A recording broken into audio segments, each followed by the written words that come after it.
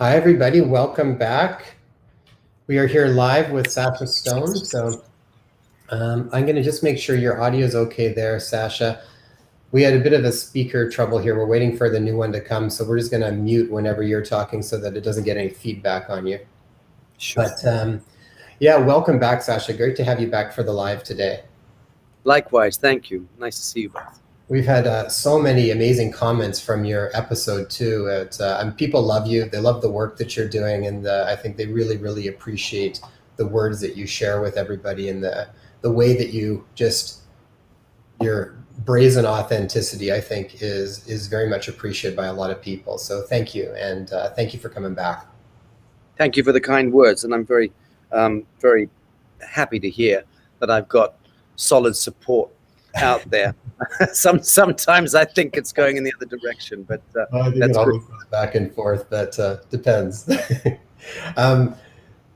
We've got questions that are going to be coming in, and if anybody's live there too, as they keep funneling in, just post your live questions too, and we'll try and get to those as much as we can. But we've got a list of questions that have been posed already, and we'll start to get to there. And welcome, Taya. Taya didn't get to be with us the first time, so she's here for the live today. So she's excited to chat with you too. Pleasure to take part. Why don't we start, Sacha? Maybe just status quo. Lots of stuff gone on since inauguration or up until that point. I know there was lots of anticipation around what was going to happen, and any changes from your part, anything that you've seen since then, or at least where are we right now? Yeah, happy to give my 10 cents worth. As I mentioned, a couple of weeks leading up to the inauguration or the enthronement of the gibbering sock puppet, I did suggest that it was very much a 50-50 runoff whether he'd be sworn in, which I thought was a likelihood, but it would be into a hollow ship. And I heard yesterday from an insider in the White House who sent a message saying it is absolutely a ghost ship that feels as though it's gone into receivership.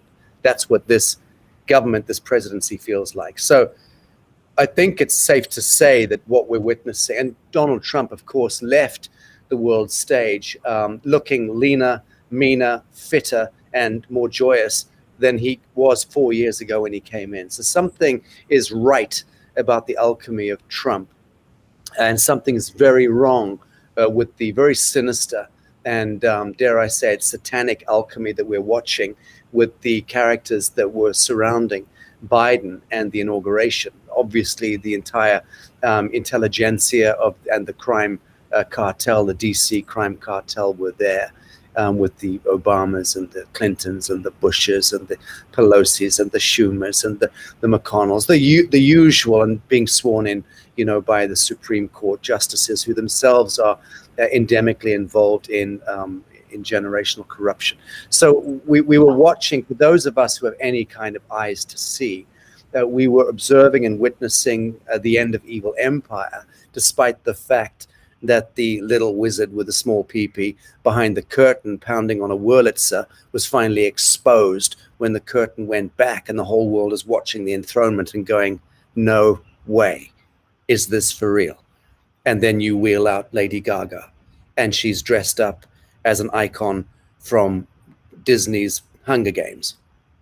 And then the usual Jennifer Lopez, the usual stuff, but bad theatrics, calculated but appalling. None of that really mattered. It was the running commentary that we did. I was moderating for 2 hours with Robert David Steele and Simon Parks and Sean Stone and Dolores Cahill and others. Charlene Bollinger as well. We were basically taking the piss out of that grotesquerie for very good reason. It was there precisely in order to take the piss out of it. But we got over 20,000 people just on one feed coming in, and I dare say hundreds of thousands in the syndication. Whereas the most respected newspaper, online newspaper in the United Kingdom, The Independent, got 5,000 live views. So that gives you a little idea that a bunch of sort of maverick QAnons, I'm not a QAnon, but the people I had, Simon Parks and Robert Steele, there are figures there who are very connected to that movement, we're eclipsing mainstream media anyway. I'll tell you what my takeaway is. My takeaway is that 80% of America voted for Donald Trump, between 75 and 80%. It might even have been more than 80%. That is absolutely crystal clear. The entire game was rigged from the Dominion servers all the way up, backed up by the Vatican and its satellite Leonardo, backed up, all the way. All the paraphernalia of the British Crown and the Secret Service over there, Tel Aviv, Mossad, all of the evil apparatus conspired to do the slam dunk. Despite all of that, we saw an exit from Trump with him essentially carrying the pulse of Middle America with him. So that 80%, which is the pulse of Middle America, which incidentally, energetically speaking, is the pulse of humanity. Be clear about that. It represents the entirety of the human family, culture, creed, faith, all the rest of it. So he walked off that fetid corporate government stage, which is what Washington District of Columbia is. And I know we're going to drill into this in this conversation, and I'm looking forward to it. District of Columbia effectively became, the moment Trump got on a plane and left for Miami, District of Columbia was effectively an occupied territory. And what is the territory? The territory has been designated as a foreign invader, because it is. So District of Columbia is the foreign invader. It is crystal clear to the military and to all the good brass and Eagle Scouts from the space program all the way to the US Marines and the Navy that that's what this real status is. And the thousands of troops, the figures mooted from 25 to 65,000 troops in Washington, D.C. is clearly a military occupation. So that's what's happened, is a transition of power already took place. It's just going to take a bit of time for people to cogitate and understand how it works. This connects to 1776. It connects to the date line wherein the corporation government of the United States became supplanted or usurped the true constitutional republic of the United States of America. So that was a heinous occultic black magic spell that was cast many years ago. That cast was effectively undone the day we were watching that enthronement at that moment in time. Don't forget as well, small telltale signs like the number of flags behind Donald Trump, gold-fringed Admiralty flags, albeit. Don't forget how many flags there were behind him on his final exit.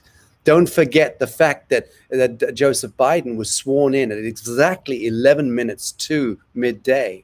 The Section 1 of the constitutional article dictates, commands that the president is sworn in at midday, noon, exactly, Central Sun.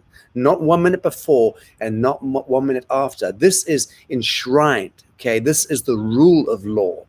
So for him to have been sworn in 11 minutes before is an inverse logic, mathematically, kind of an inverse palindrome date being played out, because he has no power. You cannot have two presidents at the same time. So Trump was effectively still the president at the time that Biden took the oath, which means he's not the president proper and cannot be. Having said that, it's also most likely that Donald Trump, days before, weeks before, or months before, probably on the 4th of July last year, had moved away from the CEO executive role as the CEO of the corporation government anyway. And just the public have not been made aware of that yet. And for good reason, because it's clear that the public have been weaponized in so many ways by the Sabbatean and satanic elements operating within the deep state, aka Congress. And, just by way of example, let me just read you something that I had as a meme. The Capitol has not been attacked since 1814. The mainstream media will move heaven and earth to misinform the people in order to brainwash them. The goal is a completely broken population who refuse to stand for any belief. But don't allow the corporate globalist cabal to win. Fact-check everything and everyone. Goes on to say, November the 7th, 1983, the U.S. Capitol building was bombed by a group of radical leftist revolutionaries known as the May 19th Communist Organization. One of the people arrested in the plot was Susan Rosenberg. Rosenberg was sentenced to 58 years in prison, but she served only 16. She is now the head of the Black Lives Matter Global Network. Okay, that's all you need to know. And the average American doesn't know facts like that. Of course they don't. Where are they going to learn them? They purged off the web. People like me are deplatformed ritually. Mainstream media will never touch it.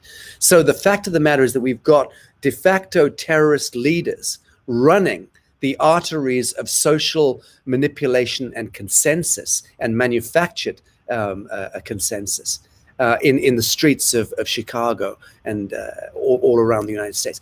That's the fact of the matter. That's what the evil empire, the deep state, has been doing whilst in the last 4 years, whilst Trump was trying to begin the process of redeeming America's sovereignty from the transnational cabal, the banksters, essentially the Anglo-American transnational bankster cartel. But I mean, I could go on at great length, but I'm just giving you some backdrop there to the fact that what we actually witnessed was an end of evil empire, an end of the corporatocracy, the kleptocracy. The oligarchy of DC was effectively nullified on that day. And moving forward now, we're simply moving into, I would describe it as a passage of redemption. And in this process, over the coming few short weeks, people of America and people of the world, by extension, are being invited to start to really see that which exists and not what they've been cult programmed to believe. And you see, it's so beautiful. It's the bloodless Armageddon that's taking place. How wonderful is that? How blessed is that? And you're also going to see the Corona COVID fantasy begin to move into dissolution, actually because Trump has left. So there's all sorts of inverse alchemy going on and logic going on in what's happened. But Trump, in my view, is absolutely in control. I don't know whether he is in cahoots with the United Kingdom premier. I'm almost suspecting that he is. I'm certain he's in cahoots with Vladimir Putin of Russia. And no, it's not a conspiracy to overthrow the American people. That's a conspiracy to actually redeem the American people from the communist cultural Marxists. But just before I pass on back to you, I also want to make mention of China and the terrible mistake that people are making in wanting to demonize China wholesale. That's a stupid thing to do. China is deeply compromised. It is the issue of the extension of the Bolshevik Revolution, which overthrew the Romanov dynasty in Russia 100 years ago. That was financed by Wall Street bankers. Be clear about this, okay? America created communism in Russia, financed it, manufactured it, okay? And that then extended on to Mao and to Maoism and communism in China. In China, it gained traction and became what it is today, this kind of Borg-like complete control dominion. In Russia, courtesy of Vladimir Putin, who recognized when he took power as a former KGB honcho, he saw that Russia was being again thrown back into this Marxist collectivism, owned and controlled by the transnational bankster Satanists. And he said no. And that's why he cut off all of the old oligarchs, exiled them, arrested the rest of them, took control of Russia like you would a wild horse by really holding it in, reining its head in. And he's been, in that sense, a cruel leader for the last 20 years because he had to. He had to put out 1,000 fires that were being set up in Chechnya and elsewhere, financed again by the Sabbateans to destabilize Russia. Don't forget, Russia, energetically speaking, represents the soul of the world. And there's so much energetically connected to Russia being in the containment of these transnational Sabbateans. So Putin working with Trump for the last few short years has been the opposite of what the media tried to spin it. It's actually a collusion conspiracy exercise to emancipate humanity from indentureship to the IMF, the BIS, and the World Bank, and so on, to nullify and negate the criminal Ponzi scheme of the global financial and economic system and bring it back into a redemption. And I do believe that China, elements in China are trying to do exactly the same thing, to try and work with Trump, the White Hats, and Vladimir Putin, and other good international leaders, some of whom I know, who are involved in that counter-coup against the Sabbatean forces. I hope I've given some background. It's all good. What we're watching today on the world stage, issue out of America, is all good. Just be a little patient, and people must learn to really trust their deeper instinct right now. Oh, I mean, and I think this is where some of the questions come in around trying to get some background, because it gets complicated. Like for the average person, it reminds me so much what happens in medicine so many times. It's like you try to like funnel things down to give somebody a very simplistic answer to a much more complex condition, right? And so and people need something or want something to hang on to that's simple, that they don't have to think too much about. It's easy to just kind of make things black and white and give them a person to pick on or something along those lines. But when you start to break it down, there's so much depth and so many layers to it. And that's where you have to, and it's kind of set up in a way like that so that people don't go and look for it. But when you start to look into it, you start to see, this is where you start to see all of the different pieces. And you start to see these synchronicities. And I mean, what we've come across is so many different people in very different walks of life saying very much the same things in different ways. And it's all, I feel, coming to this precipice right now, which is really exciting. And which is the whole concept of this whole series, is to bring people from very different walks of life in different areas that are saying very similar messages, just in different wording, which I think appeals to different people at different times. So, Taylor, why don't we go to here? Yeah, so Sacha, we first came across your work just in 2020, just when we were looking around and nothing else really was making sense. Like as a feel sense, like logically we were being told what to believe in, but as far as what we were feeling, it didn't feel like the truth. So when we started to look at other sources, your channel was one that we came across. And even though I personally at the time had most of what you were saying was going completely over my head, because I didn't actually have a place to land the information that you were conveying.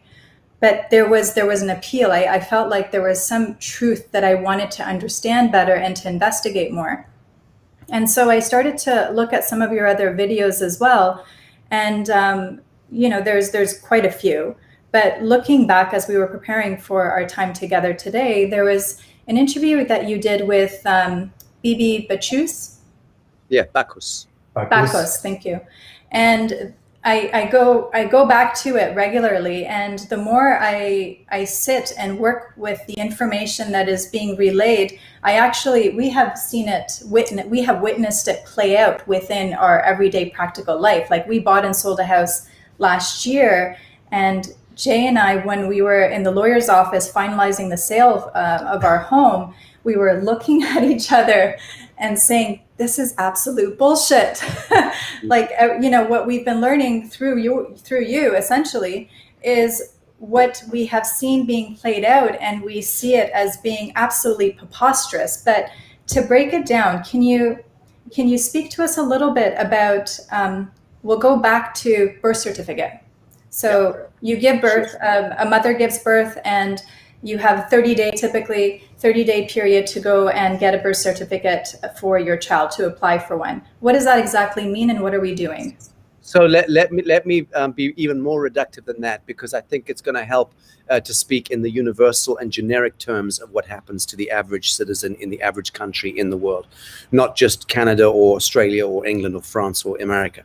So there is a universal approach, which is that living souls these days are required, or led to believe that they are required by law, we can discuss that, to register their children to the state or the crown.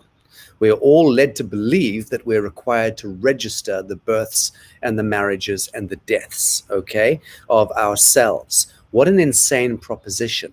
Who are we registering this index to? Why have we not stopped to think what it is that we're doing? You're given X amount of days. It differs from country to country, which is why I think we should be generic about it.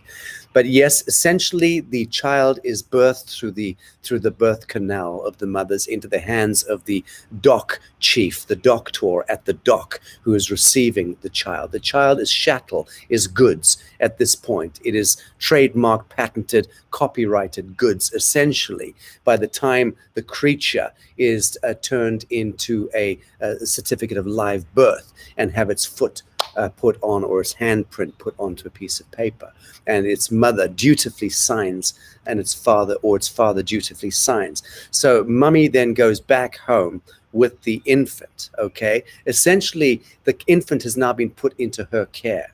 Okay, she's the custodian on behalf of the state. All right, but she's required, or she's led to believe that she's required by law within X amount of days to fill out a form, and then convert that certificate of live birth into a certificate of registration. So the word register means to offer up to Regus. Regus is Rex. Rex is the king. The king is the crown. The crown is Cronus. Cronus is the titan that devours its own young. Okay, it's all there. So it's all written into the symbology and into the etymology. Okay, all of which is Luciferic and satanic in extreme. This is Canaanite ritualism, and this is the extension of 2,000 plus years of Canaanite ritualism through spells and bonds that have eventuated into what we call the framework, or the conceptual framework of reality, which we again are led to believe that we are required to pay attention to. We are led to believe that we are required to do this or do that. But the real fact of the matter is that you're not required to register your child, or your motor car, or your house, or your farm, your land. You're not required actually to do any of the sort. So that's all trickery, chicanery, and indentureship. And if you see, if you once your birth bond is issued to you in exchange for the certificate of live birth, or the certificate of live birth is flipped into the registration certificate, now an identification can be assigned to that chattel, to that cargo, to that patented, trademark, copyrighted creature. So the child, the living bones and blood and flesh, is no more. That has been overtaken by the fiction. That child has been turned into a trust, into a document, into an identification number. Why? Is the question. The answer is because the social contract is predicated historically on the idea that each of us, when we're born, are entitled to a share of the commonwealth, of the commonweal, the commonwealth. So what the bankster class of Satanists have done, or Sabbateans have done very cleverly, is interpose themselves in that contract, in that covenant. And they've said, okay, well, we will allocate a bond to the child as it's born, or shortly after it's born. We will evaluate the wealth of the nation. Let's say the nation is worth $1 million. Okay? The child, let's say, is the millionth and first citizen to be born. That child is now worth a fraction of $1. Okay? It's as simple as that. So, and the trust that is allocated, the bond that is allocated to that child, is going to be 90 cents or 95 cents. The fact is that that bond is then held in trust and in keep by the treasury, essentially. That child and all children in the land, all souls in the land, are bonded on paper and become part of the collateral owned and controlled by, or kept and controlled by, the Reserve Bank, the National Bank. And they use that to trade. So they trade us as souls on stock markets all around the world. Walmart are famous for trading prison bonds. For instance, if you do go to prison, your treasury bond is flipped into a prison bond.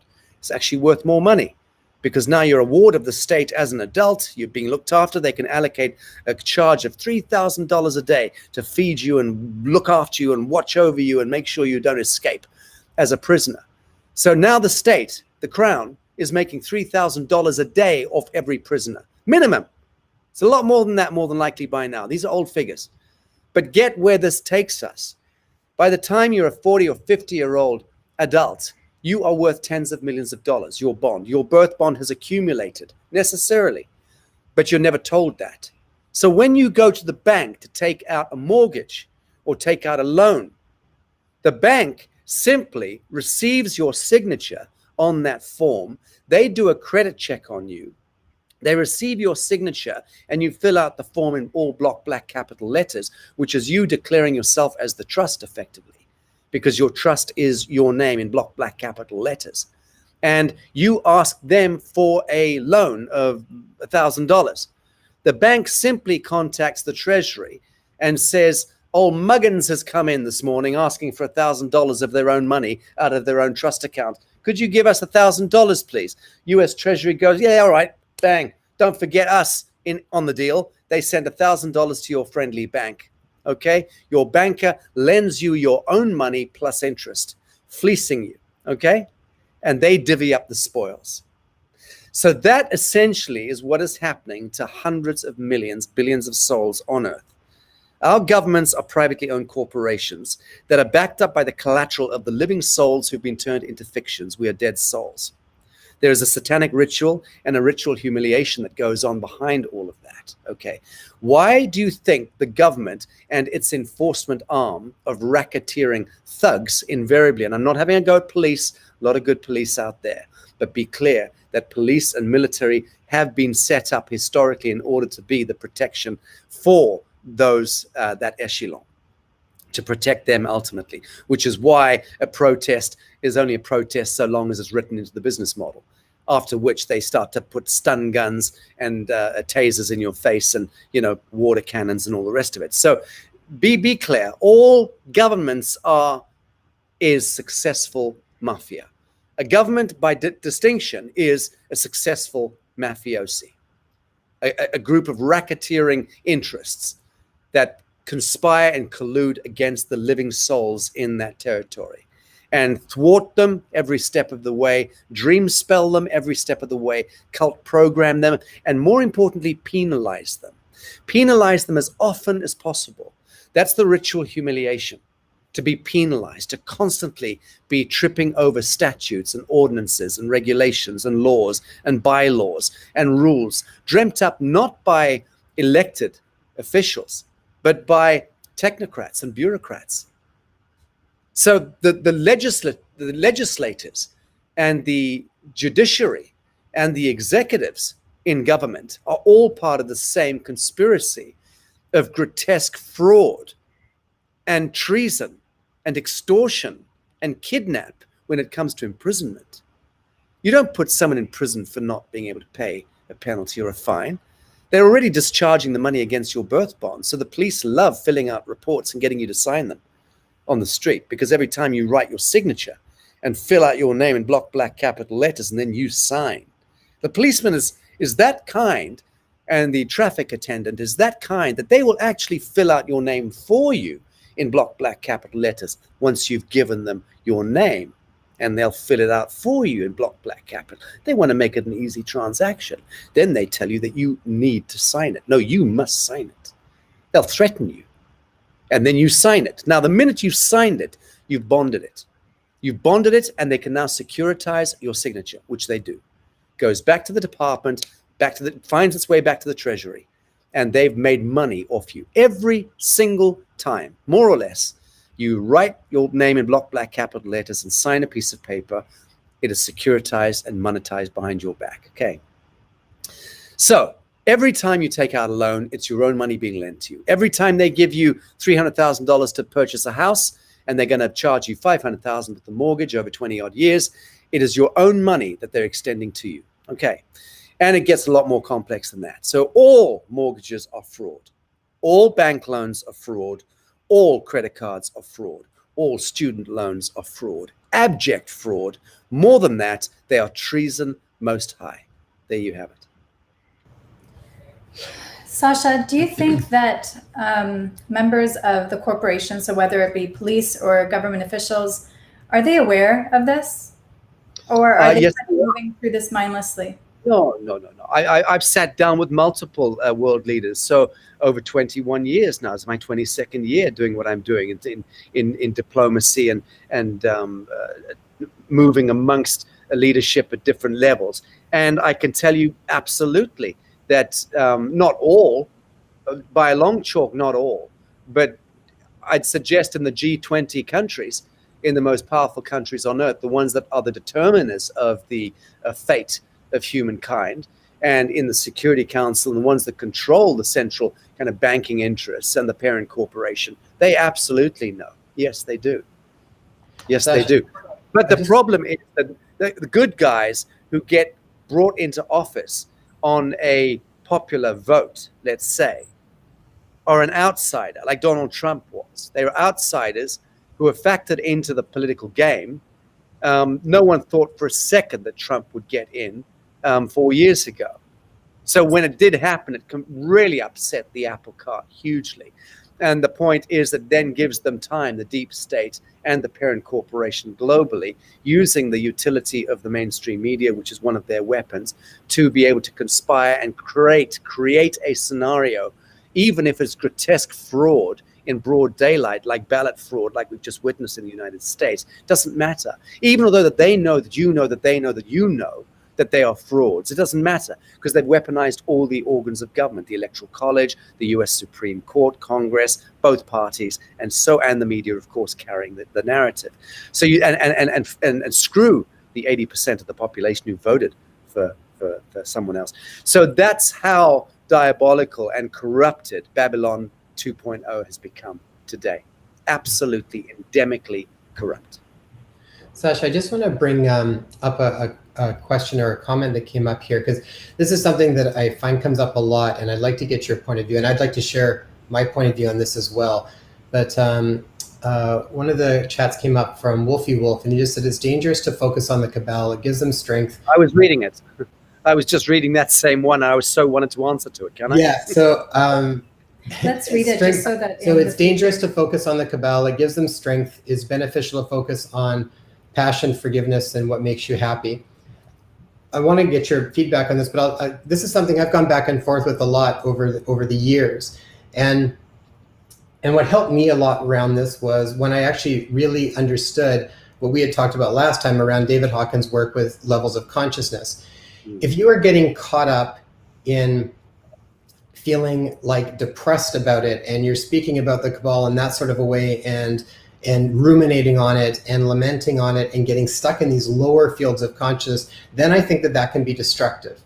But if you are approaching it from a place of trying to create some reason and intellect and awareness and truth from it, you're actually way up in the areas in the 400s, and that's a very powerful field of consciousness. So to me, it completely depends on where you're getting at with it and where the intention is coming from when you're speaking about it. From my perspective, from when Sacha talks about it, Sacha comes from a place of trying to bring truth and awareness to people. He's not coming from a place, I mean, sometimes there might be rants around it, but you can tell you're not getting stuck in anything down here. You're trying to adamantly bring about awareness to people to hear it. So to me, this is how I think about when we focus on certain areas and when we don't.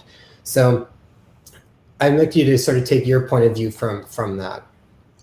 Well, my point of view is that Wolfie Wolf, I love your sentiment and the sanctimony in your sentiment, but no, absolute bullshit. It's not so. You don't to say that if it's dangerous to focus on the Cabal is bullshit, and I'll tell you why. It was dangerous not to focus on the Cabal, my friend, and for hundreds of years we didn't focus on the Cabal because we didn't even know it was operating. So you see, it was that kind of subterfuge, it was that kind of surreptitious conduct all the way through history. You're talking about moving from the Canaanites and the Judeans and the Romans all the way through the Templars and the Khazarian mafiosi, the Vatican complex, the formation of Switzerland in the 13th century, the weaponization of money, trade, commerce. All of that happened without us being aware of it. And then that franchised directly on to 1776, an Illuminati game to create America and essentially fold in the Vatican complex, a privately owned corporation and principality, to the City of London, a privately owned corporation and principality, into Washington District of Columbia. So military might, banking might, and the religious and spiritual might, an unholy trifecta was established. That is the Cabal. That happened without us knowing about it. How many people know that the Eiffel Tower is a huge effigy of the cock of Baal? This is a diabolical dielectric antenna system designed to keep terrible torsion energetics anchored into the heartland of Europe. This is, again, a Masonic, occultic, black magic spell that was cast. The obelisk in Washington is the same thing. The obelisk in the City of London obelisk in St. Peter's Square, in the Holy See in Rome. All of these things are hidden occultic symbols with huge paramagnetic and dielectric forces that are anchoring the noosphere and preventing the awakening. And so, no, not focusing on the Cabal was the problem, Wolfie Wolf. The fact that we are now able to put our attention, which is to say extend plasma, photons through the pineal function, kundalini, pineal, eyeballs, thinking, plasma projection, ideation, is casting light upon these entanglements, these dark Gordian knots that were hitherto unknown to us and only known to the Masonic and Templar traditions. So I couldn't disagree more with the sentiments of our friend Wolf. And one thing with that too is I think I was talking to Paul Selig a while back, and he had talked about that you don't want to get caught up in fear statements over and over and over again. That doesn't really help anybody. But there's a difference between fear and being prudent. Sort of the idea, like if you are going to go out onto thin ice, you might want to check to see if there's a sign that says thin ice before you just assume that everything's going to be okay and it's going to be solid and everything else. I understand that sort of line of thinking, but this is the difference between trying to sort of practically, what does it mean? How much, people need to have a certain amount of information to be able to make the next decisions. That's where I think this is about. But I totally agree. And you feel it. It feels different. It doesn't resonate if I'm listening to someone that's going off on a rant in anger, complete and total fear-based around stuff. That doesn't feel right. But it feels different when you, and part of that I think is just with experience with listening to different people and connecting in, you get an idea of what resonates and what doesn't. And that's kind of what this is about in many ways, is to just bring a lot of information up, because to me, there's been so much stuff that has not been looked at or talked about, or has been all thrown into that, that conspiracy theory part where it's like, a lot of times you're finding there's a lot of truth to these things, and it's coming up in large amounts right now. So this is the time, I think, to start to build a platform of openness. People can either resonate with it or not. It's their choice. But I think the ability to be able to bring the information up is what's important. Yes, I agree. I agree with that entirely. And don't get me wrong. I understand the arguments and the counter arguments. I've had the ignominious pleasure of dwelling and living with this stuff, evaluating these deep truths, investigating them for over 20 years. It's a long time to be sitting with the stuff. And I've done it 8 days a week. I've not had one day off. My life is a bit of a vacation. I've created it so that energetically it's light and flows beautifully. But I work all the time, and I'm not taking my eye off the ball. That's the only reason why I'm so confident in the things that I'm saying and the prognostications I make, is because I've sat back for so long and observed how the manifest realm issues off the back of either good dreaming or bad dreaming, essentially, And I'm seeing a lot of good dreaming now for the first time. Oh, awesome. That's great to hear. I was actually going to also mention, I've been in the spiritual community for a long time, just because my own life growing up was ridden with so much trauma. I was just trying to sort through it through many different avenues. And I feel like the spiritual community also has been hijacked in a sense that, you're told, don't look at the dark. Stay with the light, focus on the light in order to create that. So I feel like in a lot of ways that's been hijacked as where a vessel could be very useful in helping us to navigate our life and helping us to arrive at the truth, has also been a vehicle through which they've hijacked it and said, no, you actually don't want to look at the light. If whatever you bring to light or you focus in on, you're going to manifest more. And I really, what has helped me is to understand that when there is light, literally, you're going to be able to see all that is within the deep, dark crevices and the corners. And what was before hidden, you're actually going to see much more clearly. Now, are you going to be able to hold that in a useful way to be able to allow that knowing to transform into something that's beneficial? That's up to each individual. But I think ultimately we are going through a phase in our human history where we are going to see everything. We have to see everything because we are transforming into something much greater.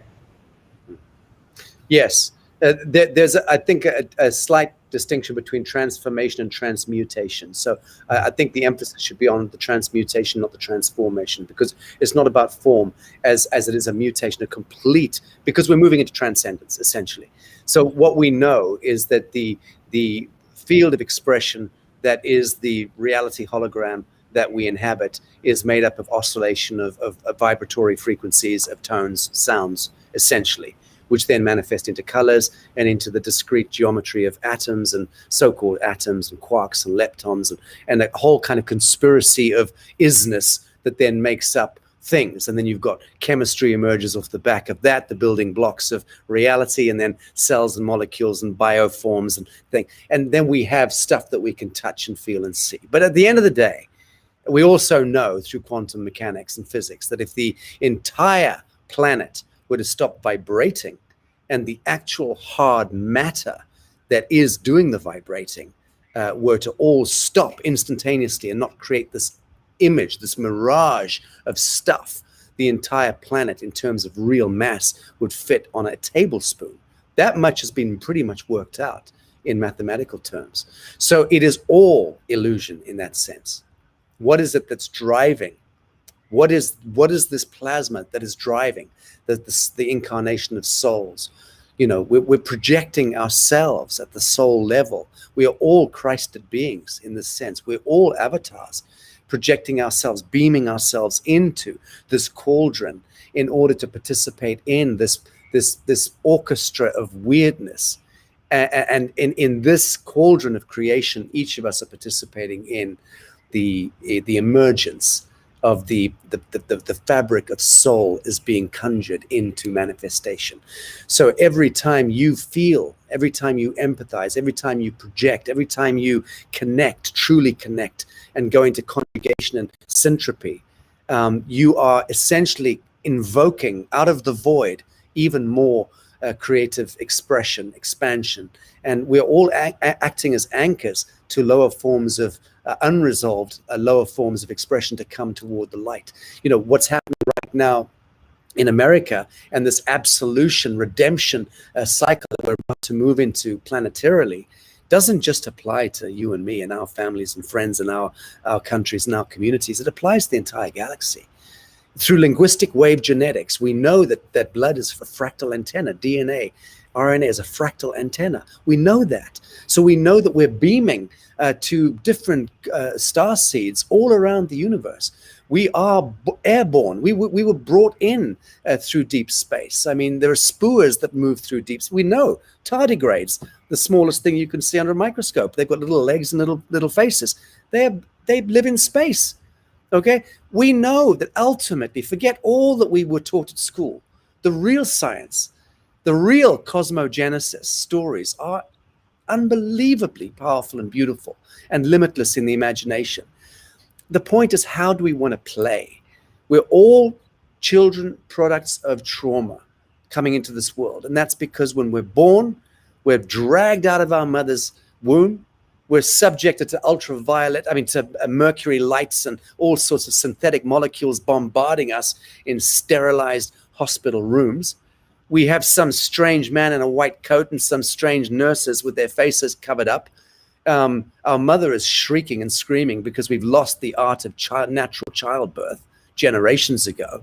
Mum's shrieking and in pain. It's trauma by definition. And then what? Surgical steel blade comes and cuts the symbiotic umbilical cord, the worst isotope frequency you can possibly connect to symbiotic flesh. And boom, we're in the real world, baby. And not very often these days are we allowed to go straight to the mother's tits. We're taken off and cleaned up and put in an incubator. So everything is false. Everything is alien and out of syntropy with natural law and the conjugation of God's law. And so we are all of us children and products of trauma. That's the point I'm trying to make. But it's simply, again, because each one of us are ourselves choosing not to actualize within the dream spell. This corona event, I said it on day one in a broadcast. I was asked, what are your thoughts? And I said, this is the crowning glory. This is the greatest beneficence that is befalling humankind. masking everyone, forcibly mandating, self-isolationing, stopping travel, forcing everyone into the cave, a shroud of spooky fear going around the world. It is an absolute gift. This will force us back into the cave to begin to really sit with and see each other. And if you hate your partner, God knows you're going to hate them even more in three months after, isolationing. It's great. It's perfect. It's forcing truth, man. It's forcing us into really acknowledging the real, the authentic in our lives and dispensing. All of us are feeling that right now. We're all seeing how we're bifurcating away from family members and from friends and circles, between what? The masked and the unmasked, the living and the dead. It's this beautiful, such a gift.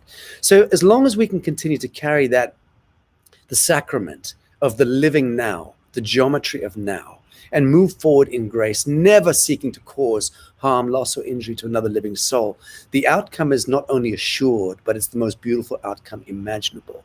That's just around the corner. It's right in front of us now. Sacha, one other thing for a question that came up around stuff was with the significance of numerology and symbology. And this seems to play out in everything. And I remember I've talked about this with some interviewing Marilyn Harper, and she wrote a book called Double Digits, and she talks about that. And there's a lot of parts that can be really beneficial around that. I know back over a decade ago, I started seeing 111s and 222s like all the time, to the point that it was like kind of freaking me out a little bit, because it would be showing up like 4 or 5 emails showing up at exactly the same times at 222 or whatever, seeing license plates. So part of that, and then as I understood that, I started to understand better how that could be like a bit of a guidance system for me. But these numbers, numerology and symbology, play both for like positive and for detriment as well. I'm wondering if you can share a little bit about your understanding of numerology and symbology and how it's been playing into everything. Very happy to do so. Let me just sort of precursor by saying that we are really invited now into relinquishing any and all adherence to number, any and all adherence to numbers. We are being invited for the first time in our civilizational history to truly release ourselves from that thrall, because one can learn a tremendous amount through the I Ching or through Kabbalah. One can learn a great deal by scrying crystal bowls and tea leaves and coffee grinds and throwing the bones in the dust in Africa. There's all sorts of ways that we can externalize our connection to source or to the Akashic record.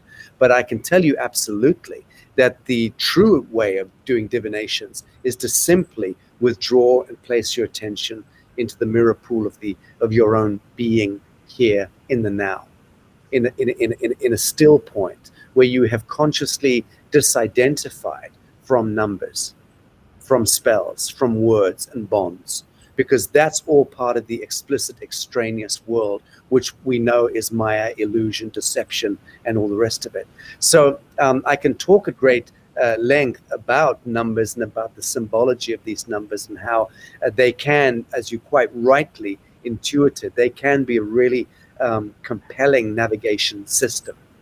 But there's a problem as well, which is connected to your foundational spiritual or moral character, which is that if you have trickster energy inside of you, it's the trickster inside of you, which is a low form of demon possession, okay? Be clear about that. That the trickster is the one who can often be there with the calculator going, you see another 11, you see another 11, another 11, and take you down the wrong path. I've seen this happen before with people who became absolutely indentured into the fiction of the numbers that were emerging. That was just part of their own abnegation of soul-centeredness, looking for way signs. Be careful. That's a form of idolatry. We must never move outside of self to find the objective or get to the destination. So I would suggest that although you're such a wholesome, beautiful man, I dare say that was for you just a useful navigation set for a time. And you probably know when to go, okay, enough, thank you, interesting.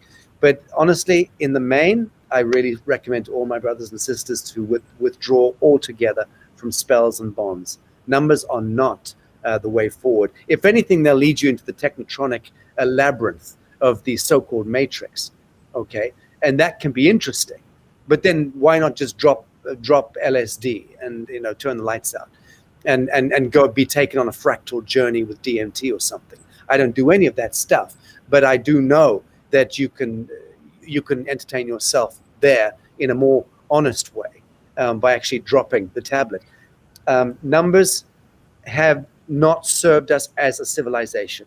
So that is my answer to you. My ultimate answer is the 2,000 years of Canaanite ritualism, building citadels using the Fibonacci golden mean architectural orders, did not serve human beings. It served Draco-reptilian overlords in far-flung constellations who were beaming into the lower astral realms of this earth, and through their mortal proxies, avatars, were essentially conquesting humans and bleeding us dry, and through linguistic wave genetics beaming our life force, our prana, back to these other parasitic intelligences. So we have limitless capacity as human beings, sons and daughters of God. We are truly born with this limitless Christed nature that's intrinsic to us. So each human biotechnology is a limitless capacitor for vibral pranic life force. And these other entities are well aware of that. This is where demonic possession comes in. And that's why governments have always promoted alcohol and cigarettes and even drugs. They love it. I mean, who do you think's behind all the illegal drugs and the pharmaceutical drugs? They're both the same thing. They're synthetic molecules. Those synthetic molecules create incoherent geometry. The incoherent geometry in the atoms of our bodies, when we're taking these chemical poisons, is throwing the entire psychometry of the living system into a deviant capacity, where we can receive demonic energies and no longer the Christed energy. So there's all of these weird transactions going on in the subtle bodies that we're never aware of.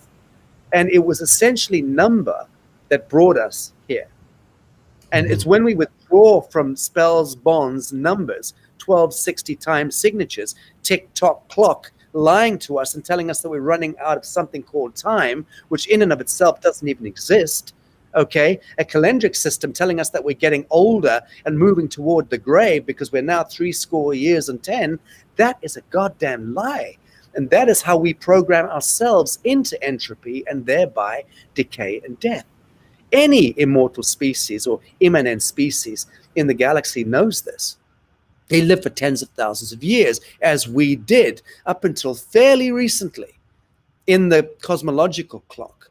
We know. We've seen the bones. We've got the bones. We've got the out-of-place artifacts that have been sequestered in the basement of the Smithsonian and the Vatican and the British Museum over the last 200 years. We know absolutely that we were living to up to 900, 1,000 years of age, thousands of years ago, as humans, fully fledged.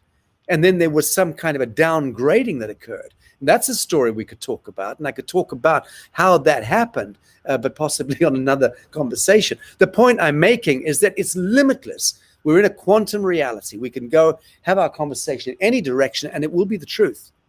And the truth will oftentimes completely negate another truth.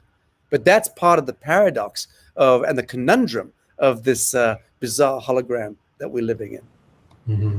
Yeah, that's fascinating, Sacha, and that's actually very much with around the numbers. That's kind of what it's been feeling like the last while too. I feel like initially when those numbers came up, it was definitely some guidance for me and helped me sort of fine tune my direction and pay attention to certain. But what I feel like has been coming on these last several months, particularly, has been the idea that it's like, I think the analogy was almost like you're already kind of this full glass of water, and every time you keep putting something into your glass of water, you keep actually emptying out some of the water. And it's almost like we just keep with all of it. And I think all of them have a place to a certain point, but I think this is partly what's changing is we are capable of having complete divine connection on our own without anything else needed, right? Thank you. That's it. No intersection. Yeah, and I love it. I even feel like this was part of the stuff, even around the ideas. I mean, outside of other stuff that ties into religions and stuff, but even when we would have break it down and you would be almost praying to like deities or like saints and stuff. It was almost like it was too much to be able to just have a direct connection to source. You kind of had to go through intermediators, like, or even like to, it was almost like it was too far away from you to be able to connect to on your own. You needed to talk through it through other people or other things. That's sort of the feeling I got around it. And I feel like now's the time to be able to just connect on your own directly. Well, what you've just described is the perennial hero's journey. This is the standard hero's journey, is that we believe that, we have to go on this enormous epic odyssey for, in order to discover the Grail or the Holy Sepulchre or the whatever, or the beloved. And we go and we and we move. This is Ulysses. And then finally we arrive. And we recognize that it was with us all along. It never left us, And that really is the beautiful point at which we've arrived civilizationally now at the Omega point. And Alpha Omega are now again kissing. This is Ouroboros devouring its own tail. Well, that's the old Atlantean idea that the snake comes full circle and then starts to devour itself. The difference is that this time around, it's not going to be devouring itself. Actually, we're passing out of that spiral altogether now, moving into the so-called ascension spiral. And that's the subject for me that I'm most interested in now, because it's where hyperdimensional physics, hard physics, actually hits the road. And that's really exciting stuff. And this is where we're at in respect of scientific advancement today. And I'm not talking about the bullshit kind of science that Tesla and Bill Gates finance.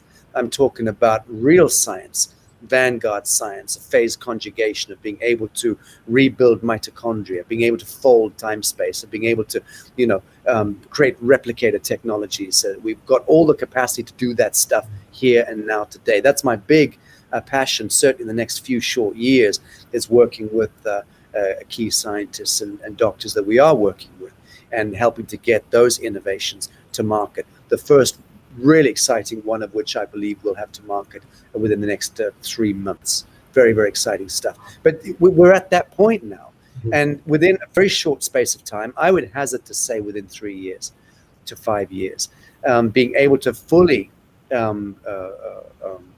imbue the 3D cellular matrix with its perfected blueprint and essentially bring the mutated physical form into a phase conjugation with its celestial template, which we know is always behind the form.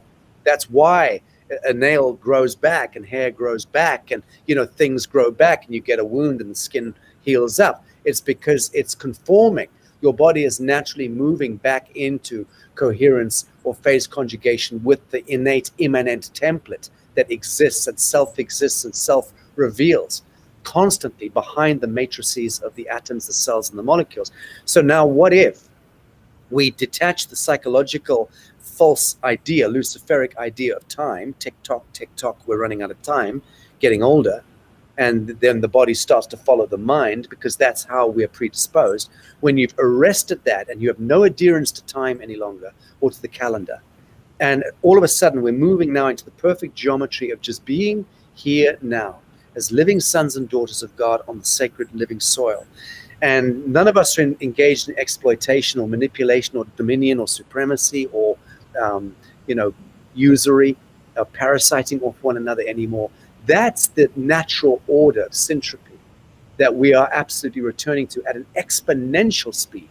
It's not something that's going to take 300 years to undo 2,000 years of blood cult. It's going to take us a few short years to move back into the convention with the natural microbial orchestra of the perfected water molecule, the perfected molecule of soil, of air. That's happening exponentially quickly. And we've got the technologies now that are extant that we can speed that process up.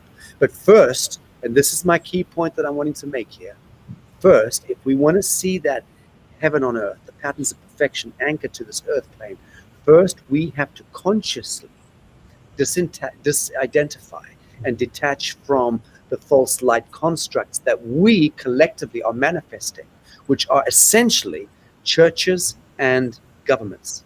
So when I say the church, I'm talking about the organized religion. I'm not talking about your own religious belief, which is a beautiful mystical thing. I'm talking about organized religion, which is parasitic in extreme. The Roman Catholic Church, classic case in point, highly perverse, highly corrupted. And all governments of the world, which, as I've explained earlier, are also parasites, highly corrupted, highly unlawful under God's law and under natural law. So once we as a collective, as living men, sons and daughters of God, have disidentified from the false light matrix, we have allowed these structures to move into their natural dissolution, which I'll say again, Trump and the white hats are beginning that journey now to help to bring about a controlled demolition of the status quo. One that we can actually cogitate and accept and compute and go, so the corporation government is fake. That was where European banksters came in and actually overthrew our great nation. Yes, duh. Let's go back now and see how we screwed up. Great, 1776. Got it. Okay, let's not make that mistake again. And then continue to go back and recognize that we also, as heretics, we went and we defiled and murdered and mutilated all the Native American Indians and the Africans and the Southeast Asians and the Central and South American peoples. We've got to redeem the black skin, brown skin, red skin, yellow skin peoples. 500 years of imperial hegemony through the Vatican complex, and the three of us are essentially white in our genetic expression, essentially. We've got a lot of redeeming to do, a lot of healing to do. That's the real collective field of trauma that needs to be healed. And the only way we're going to do that is by placing our attention on it. Not judgment, condemnation. That would be a terrible mistake. But to enlighten it with our pure attention and to absolve all of that. Those are the processes we should be concerning ourselves with now as a species. Mm-hmm. Yeah, beautifully put. And that was the key point at the end there, I think, is your collective attention and awareness. Judgment doesn't have a place for it, but collective attention and awareness can change everything. I think we should get into the questions. A couple of other ones here. Yeah. Go ahead. So a question that came through from Kim Lund. She mentions here, since the corporation no longer exists in the States, is it necessary to go through paperwork process of Anna von Reitz or to become sovereign, or just to use a declaration? That's a question that I would put to Anna, who I know, and I would suggest that Anna has established the template, but that actually it's vital now that thousands, tens of thousands, hundreds of thousands of awakened folks actually do the paperwork, because that's how we also fight back the wave of technocracy and bureaucracy and start to challenge the status quo. I would say it's still very important to go through the motions of the paperwork, albeit you're absolutely right. Whoever said that is absolutely right. Technically speaking, it's already been done. But then I can also say that technically speaking, it was done on the 1st of April 2013 when the corporation, parent corporation, went into foreclosure. The House of Rothschild and the Vatican went into 1st of April 2013. No one knows that. Very few people know that. So you see, it's about the dream spell is still all pervasive. And amongst the technocrats and the bureaucrats, the police, the uniforms, the seals of office, the badges of office, all the people who actually have their lives pegged to the false light matrix and the status quo, and their pensions and their salaries and their everything is pegged into, hardwired into the fiction. Those blessed brothers and sisters of ours are the ones who actually need to be educated. And so it really helps when people do their own filings and really push forward with that stuff. Don't wait for the cavalry, which is a very, very small cavalry right now, to redeem 340 million people in America. No, it's the battle, the war will be won. The war's already won, but the pain will subside the sooner many of us actually go on the front foot and re-educate our brothers and sisters. Thank you. Another question here. is, can you explain in more detail about how the scalar machines work in getting vibrational frequencies, and if the machines are affected by the frequency of the person towards that reading?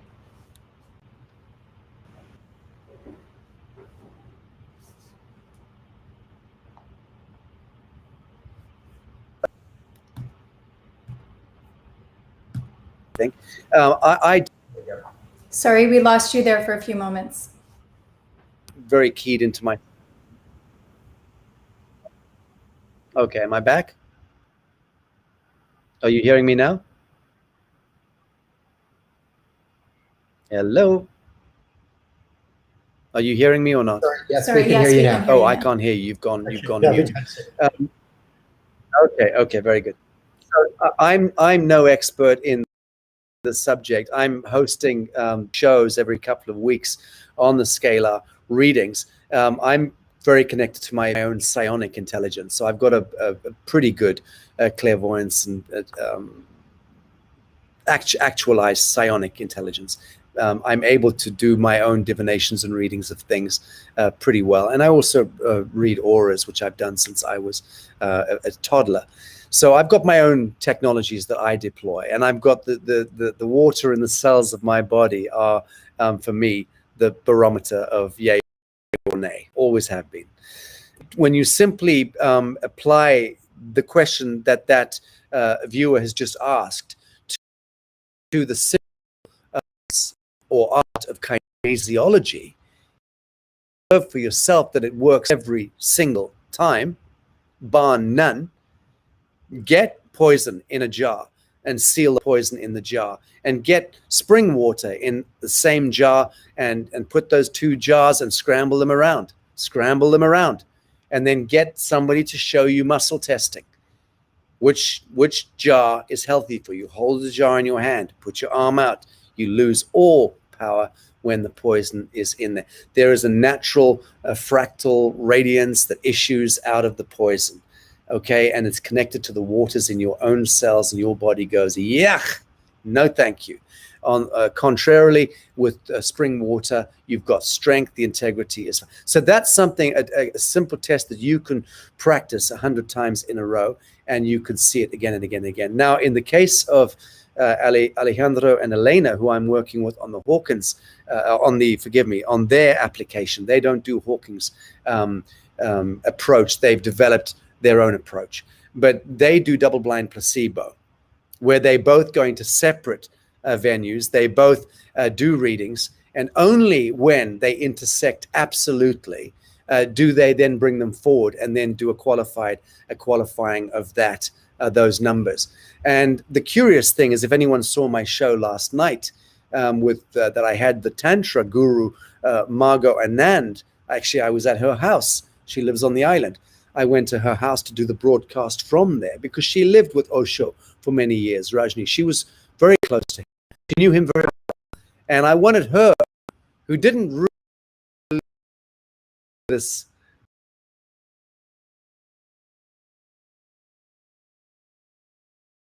business and spirituality, still lecturing her institutes and working. And at the game, she understands it, but she didn't really sink in with what she'd heard about this until last night. She sits in, watches the show, and then when Osho's numbers came up, she knew really intimately, and she said to me, that was the man.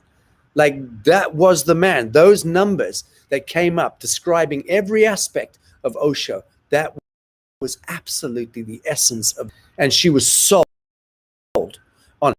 Now, I've seen this multiple times. In fact, single time, essentially, I've seen that who are non-believers, once they action to what's being stated. Look, it's a double to your question, and my understanding of it is simply that it is a very advanced form of double-blind placeboed kinesiology. Why does that apply to a question that you're putting regarding, Mother Teresa in the past? A piece of work, in my view, or if you're to a dateline in worked with Alejandro and Elena on this, an individual who is regarded by many as the leading astrophysicist mathematician in the world, somebody who I'm blessed to be working with right now. Okay, I'm not going to name her, but extraordinary being. And this woman and her partner have explained to me that there was a major event taking place in 26 years' time. Astrophysical astronomical event. I then went to Alejandro and Elena and asked them if they could do readings on both sides of the dateline that had been given to me by this micronova event. And they did. And they came back the following day and said, my God, what happens? What's going on there? We did the readings. Humanity goes into a vertical ascension. What happens in that year? I hadn't had any conversation with them about this. They simply ran the scalar to the date lines in the future. It's written into the field. And they saw that there was a vertical, and they could measure exactly how many points we were taking a leap at that date line. Now that in 26 years or 25 years from now, in 2046, we move into a vertical ascension event in one calendar year in 2046.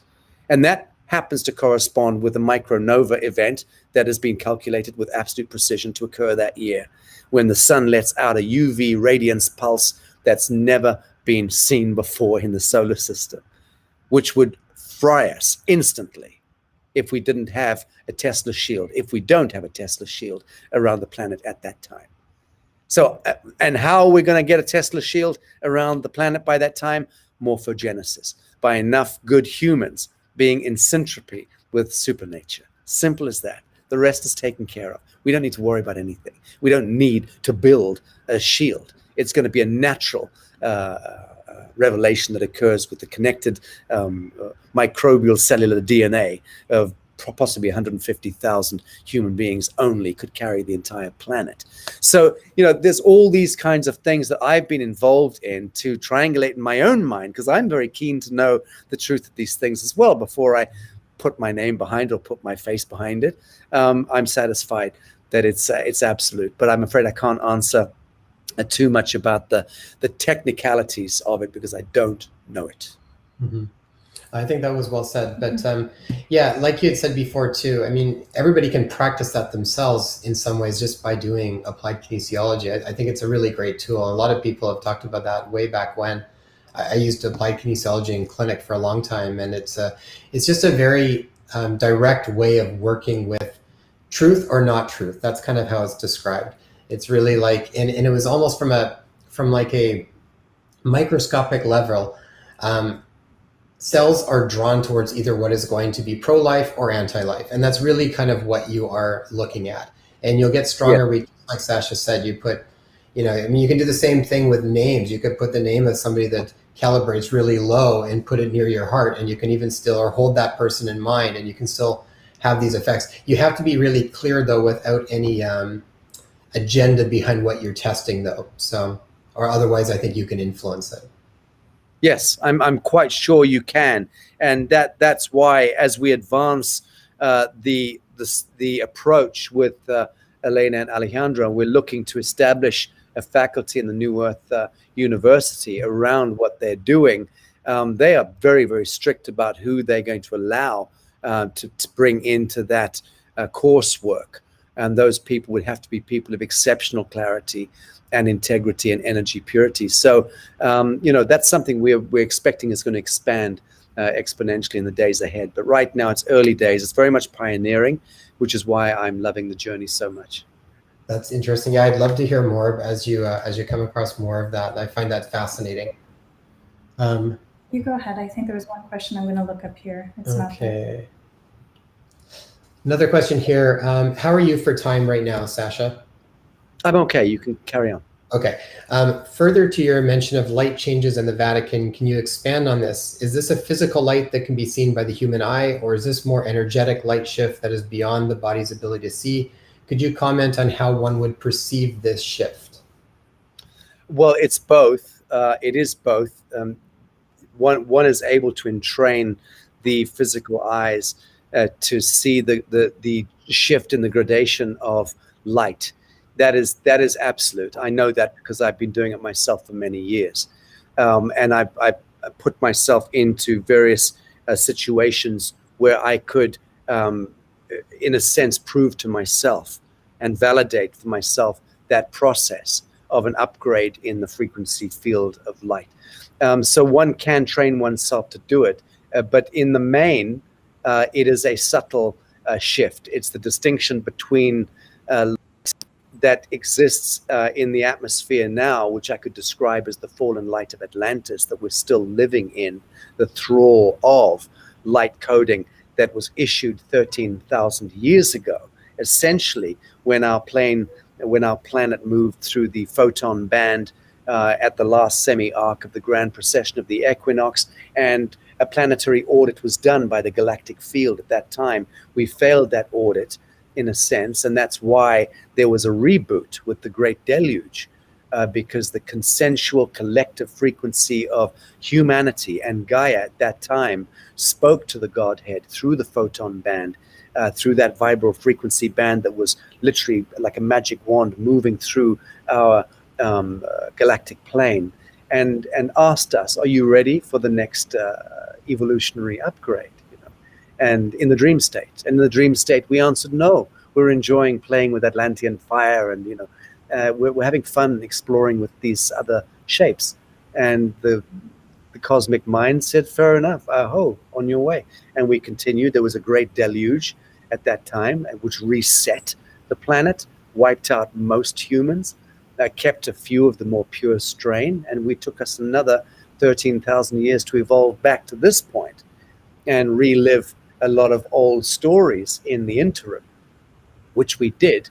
But the point is that the regenesis of the Adamite element of who we are as a species, as a humanity, has managed to find its temperance over those 13,000 years. And a planetary audit was done again in 2012, just gone 8 years ago, 21st of December, 2012. Which was the end of the long count Sulcan of the Mayans that was decoded by the great Mayan mystic, Pacal Votan, Jose Arguelles, who decoded the long count Sulcan in the 1970s and gifted to the world the 2012 meme. He sat in the corner of my room over there for a month. Shortly before he died, he came and lived here for a month and did his divinations from that corner. And curiously enough, water came pouring down. It was just a beautiful time having him here at my villa. But the point I'm making is that in 2012, we had a huge event that occurred, which was the audit. That was the 2012-2013 crossover, which reached its fulmination in respect of its cosmological echo in the 21st of December that was just gone a few days ago, a couple of weeks ago. Because 21st of December 2020 was a seminal date line as well in closing that trigger that occurred in 2012. So all of these very healthy event horizons that we passed through are all part of the preparation in the cosmic mind, or the universal mind, essentially communing with the collective frequency of humanity through Gaia, through the heart of Gaia, and asking, how are you feeling? How are you feeling about this journey? Where do you want to steer the journey? This is a beautiful process. And this time round, we've said we're good. We can get onto our feet. We don't need any further hybridization with galactic species. We don't need to be, interceded with anymore. We're about to awaken fully and see the fiction of government and church and all of the intercessionary principles that served us well as part of a binary dualistic paradigm whilst we were learning who and what we are at the soul level. But now that we've arrived at synthesis, we're happy to take it from here. And so essentially that's the journey we're about to move on to now as we hightail it towards the vertical so-called ascension event, which is, again, absolute science. Not the crap science they're trying to cult program kids with at Yale and Harvard and Oxford and Cambridge, all of which is predicated on dead mathematics, dead formulae, dead equations. E equals MC does not fucking equals 3 or squared. It just never did. There's so much bad language, bad science connected to the Cartesian logic and the Newtonian physics model. And no disrespect, Newton was a beautiful soul. And Einstein, in many ways, was a beautiful soul as well. But coming to those finite equations was bullshit, was absolute psycho-intellectual hubris. And then to have that stuff codified as endgame reality and then defining this Atlantean model of reality, which then gets forced onto us. And then we believe that this is chemistry and this is the elemental table. No, it's not, sunshine. There are vastly more elements than what are on the elemental table. Okay? Bernard Mandelbrot in Belgium went way beyond Alfred Einstein, with MSET mathematics. But let's not talk about that.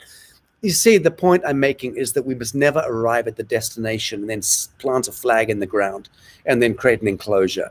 That's the big mistake we made in the journey from then to now. So moving forward, we simply must have the courage to simply fall back into the wisdom of insecurity and say it's okay. We don't need to have a foothold. We're part of a limitless, ineffable, majestic field of expression, which is only limited by our own incapacity to consider our majesty and our beauty and our limitlessness. And once we get to that space as a group collective, all fiction disappears overnight, literally overnight. All the mutant, incoherent, synthetic molecules and the vibral frequencies, the synthetic frequencies and distorted frequencies coming out of all synthetic material in the world will instantaneously phase conjugate back into its default. That means quite literally heaven on earth. So that's when the biblical apocryphal stories come to pass and come into fruition. And we are more or less on that pinnacle or that precipice now. You guys will certainly witness it in your lifetimes. There's no question about that. That's already written. But just don't expect anyone in a theological college right now to understand that, especially the PhDs.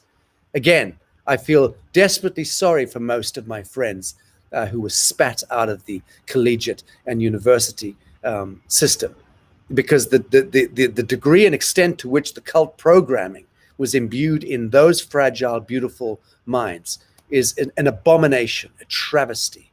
I thank God I never went to school. I thank God I never went to school. It totally makes me think, Sacha, that we're all getting an opportunity to be okay with the rug being swept up from underneath us a little bit, and that's actually a really beautiful place to be, not a place. Absolutely.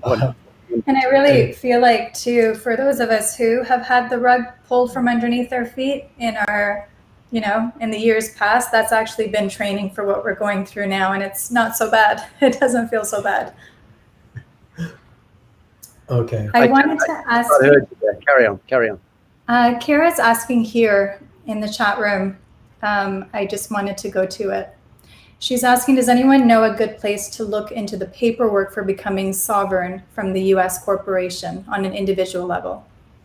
I have left that field of research a long time ago.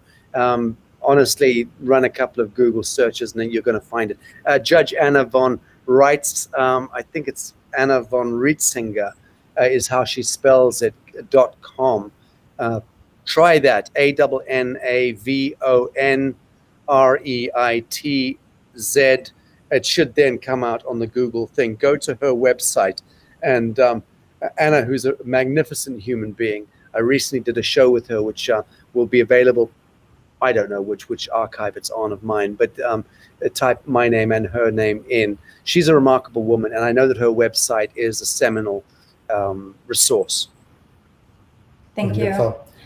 I'll ask this question as well. So Okay. Helena asked, she had sent this in, there are millions of parents awakening to the bullshit narrative and conditioning, right, and integral periods of brain development for children they birthed or cared for. Can you speak in to how parents specifically can best honor and protect our children, divine space of creation afforded every sovereign being? Sure. The first thing one could do is shut the proverbial F-U-C-K up when the child is born and is first learning to speak. Obviously, you talk to the child and you receive it. But this idea of teaching the child, you must stop this. This is awful. It's absolute mutation. It's foot binding. You must not teach a child anything. You must listen to a child. You must receive a child. You have to listen. We have to learn as a society, as a civilization. We need to learn to move onto the back foot, not on the front feet, not to point at children and move in on them like this and to manipulate and dominate and to try to shape. This is the most appalling thing we can do to children. You see, they're coming so much closer to source into this world than we are. They are connected to the principle of prior unity and to the universal Akashic so much more than we are. When we don't screw with them and cult program them and try to foist cultural, familial, and intellectual patterns or programs into them, they will teach us the most extraordinary things by talking to us and telling us. As soon as they can formulate syntax, they'll begin to tell us about what they're seeing and their invisible friends and the planets they've come from, the incarnations they've had. They'll start speaking in different languages. They will start to come out with mathematical formulae. They'll be able to play better than Tchaikovsky. They'll be able to speak 9 languages before the age of 11 if you let them. That's 101. We know this is so. We know this is so because that's how kids are being born all around the world now. They're a new wave of souls, so-called indigos, and we just need to change the entire paradigm, receive them and listen to them. I would not personally put a child into school under any circumstances. There is no circumstance that would permit me to put my child into a school. I would absolutely create a gathering in my home for children, my child included, and have adults and children moving and working and playing and sitting under trees and exchanging stories.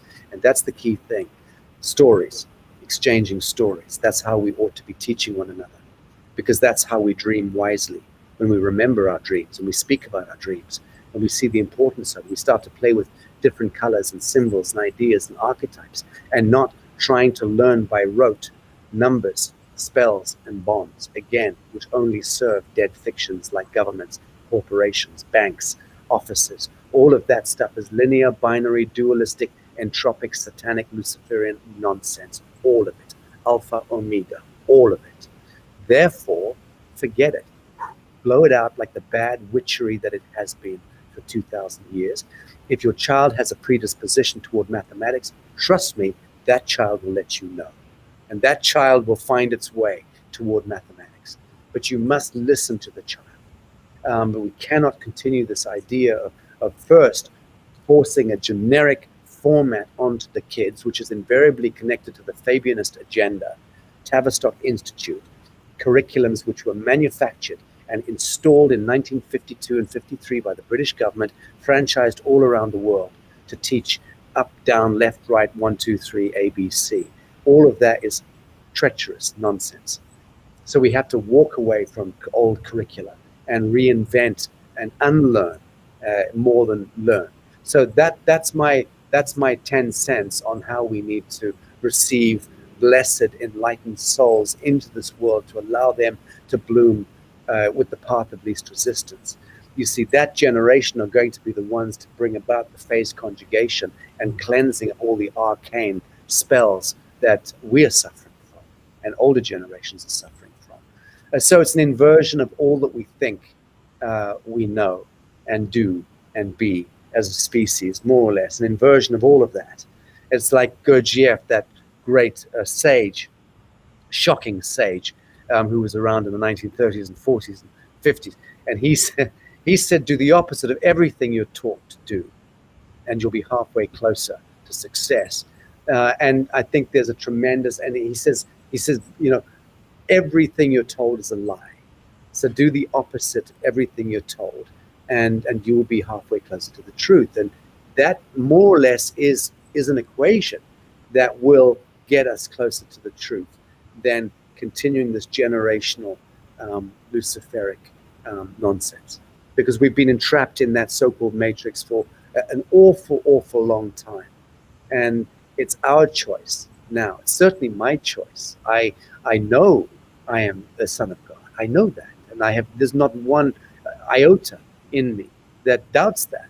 And I know about my own personal limitless capacity to create and to expand and to affirm. And I know that my capacity to serve bliss is limitless. And I know that I've never sought to bring about harm, loss, or injury to another living soul. I know that. So I don't need to qualify myself to be so. And I know that right action and pure truth in the living geometry of now is the path of least resistance to the highest outcome. I've learned that, I've seen it, I live by it. So that's as far as it goes. If you want a creed or a gospel or a doctrine, we don't need to get, 20,000 monks to spend 75 years with their quills writing some abject bullshit into those books, those tomes of limitless wisdom, which no one ever went back and read, incidentally, ever. So all of the tabulations and the registrations and the entries into these doomsday books and of old never meant anything. They were just an expression of a dire need to control and dominate. And our generation, my generation, says no contract, not interested. Thank you.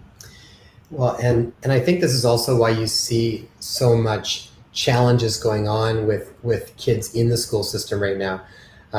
This is why there's such an outside of other reasons too, but an overabundance of where I'll see kids with diagnoses that come in of ADHD and all these things. And so much of it is they are innately rebelling against a system that is completely wrong for them at this point in time. And so much of it is, rather than trying to get them to fit into something that does not work for them, they're actually trying to bring about some kind of change. And that's where the conflict's coming from. And if you can start to shift your perspective to see that, rather than trying to figure out how do we get them, what's wrong with them to fit them into a system that's not inherently working for them, that they're actually here not doesn't work for them, but they're here to actually completely revolutionize.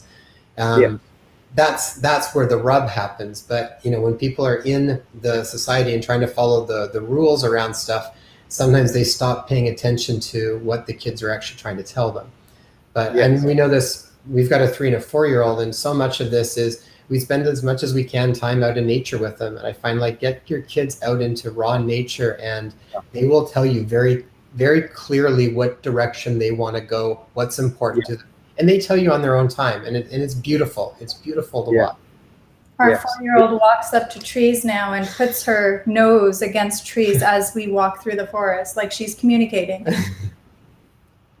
Beautiful. Yeah. There you have it. That's very beautiful. But again, it also invites us into wondering why it is that we've allowed ourselves generationally to be, again, deceived and cult programmed into believing that we are required to offer our babes up for sacrifice at this intellectually and morally and physically. It's an insane proposition, and we need to, all of us, simply remove our attention from the false light indentureship to governments, to bonds, to spells, to taxes, to fictions, to institutions, none of which serve the living. They all serve the dead. They all penalize, fleece, deceive, extort, embezzle from us. That's all they do. They give nothing in return other than the illusion that they're going to be benevolent and let us live to see another day without locking us up in a prison cell. It's that kind of absurd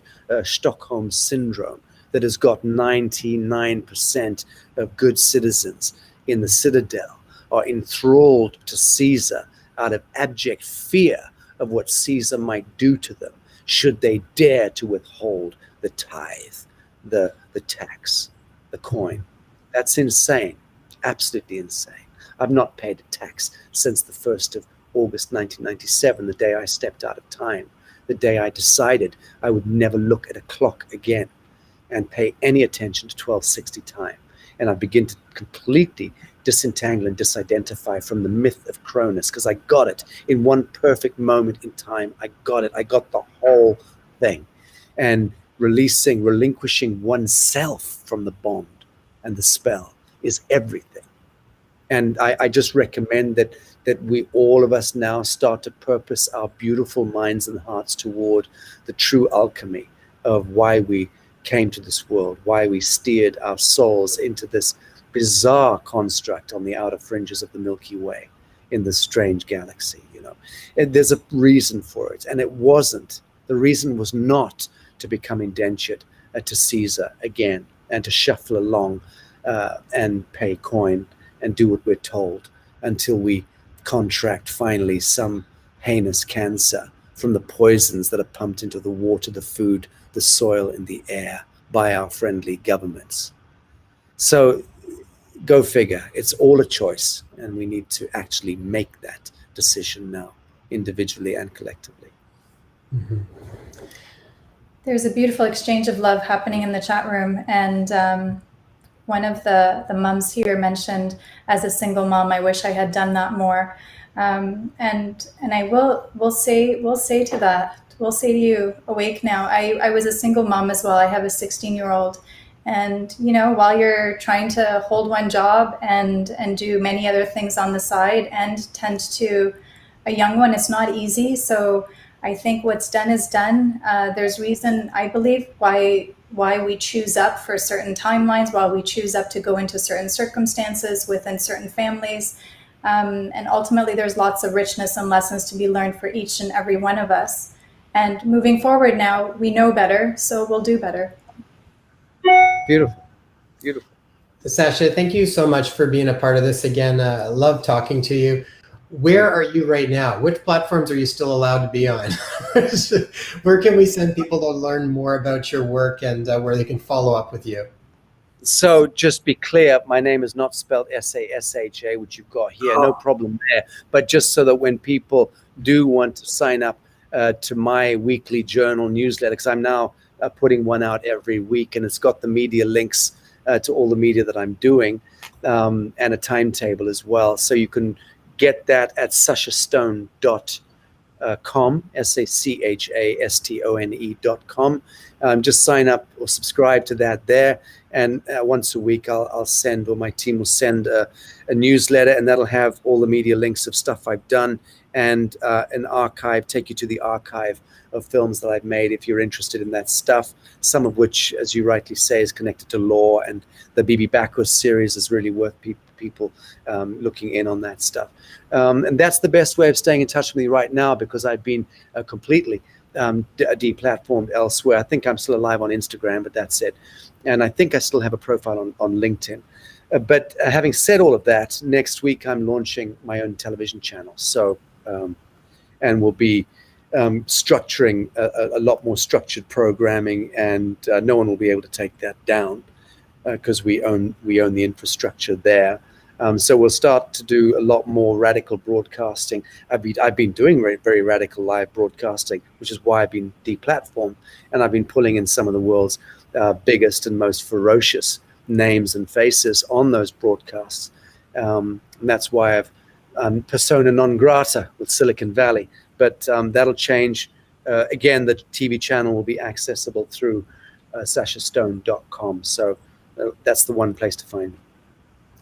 Wonderful. And everybody, this is a part of our series on science, mysticism, and beyond, humanity's next phase of evolution. So I think we've got 15 guests. Sacha was one of the ones that got to grace us with his presence, and we've got a bunch of other ones lined up. And it's bringing perspectives from, like I said, science, mysticism, and beyond. It covers lots of different aspects to bring similar message in different wording, in different ways that might resonate with you. So if you haven't had a chance, subscribe, tune into it, so you get notified when it comes out, when the next episodes come out. And the next live is with Marilyn Harper next week on Friday as well. Sacha, we're so grateful to you. Thank you so much for the very, very important work that you do. You touch a whole lot of people, and it creates a ripple effect where we in turn then send your message out to further your reach and the very important messages that you have to share. You always end with rise, sapiens, rise, and you're such a, I get goosebumps all over my body. You're contributing in such a meaningful way, and we're profoundly touched deeply. So we thank you for that. You're very kind. Send me the link and I'll blast that out on our various syndicated networks. But love you both, and thank you. Thank you. Love you. Thanks so much, Sacha. All right, everybody. Thanks so much for your comments, and we'll see you on the next episodes. Okay.